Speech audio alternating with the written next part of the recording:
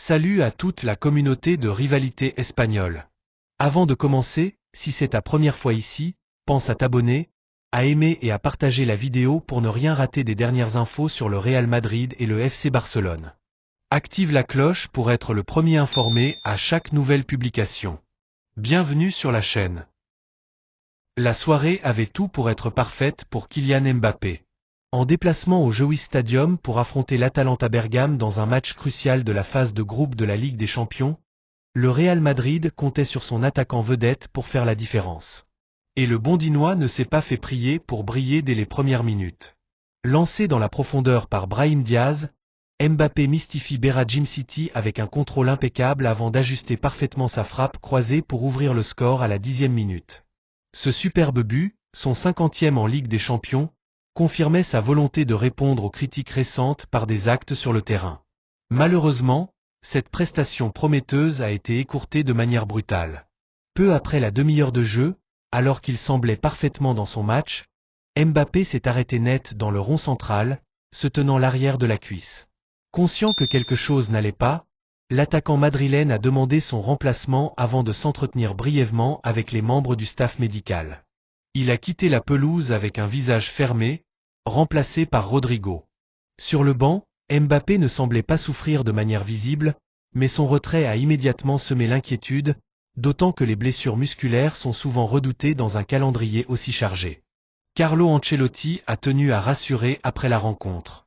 Selon lui, Mbappé a ressenti une gêne au niveau des ischio-jambiers et sa sortie n'était qu'une mesure de précaution. Il ne pouvait pas sprinter, ça lui faisait un peu mal, alors nous avons préféré ne pas prendre de risques. Ce n'est pas grave, mais nous ferons des examens pour en être sûrs, a-t-il déclaré. Une version également partagée par Thibaut Courtois, qui s'est montré optimiste, il a senti son muscle se contracter. Je ne pense pas que ce soit sérieux. Peut-être qu'il manquera ce week-end, mais pas plus. Cependant, la presse espagnole s'est immédiatement emparée de l'affaire, amplifiant les spéculations. Pour Marca, cette blessure est une véritable alarme pour le Real Madrid, qui enchaîne les pépins physiques dans son effectif.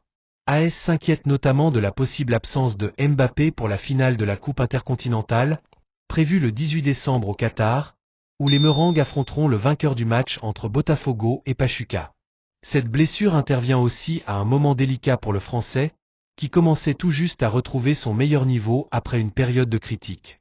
Sur le plan collectif, le Real Madrid a tout de même réussi à arracher une précieuse victoire 3-2 face à l'Atalanta.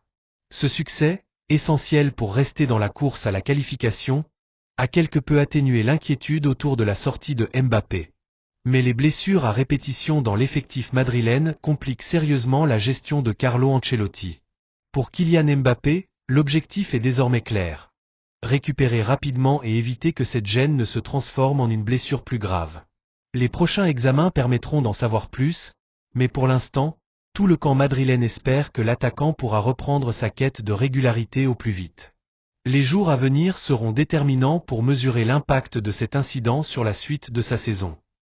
Si tu as aimé cette vidéo, n'hésite pas à laisser un like et à t'abonner pour rester informé des dernières actus sur les deux rivaux espagnols. Merci pour ton soutien.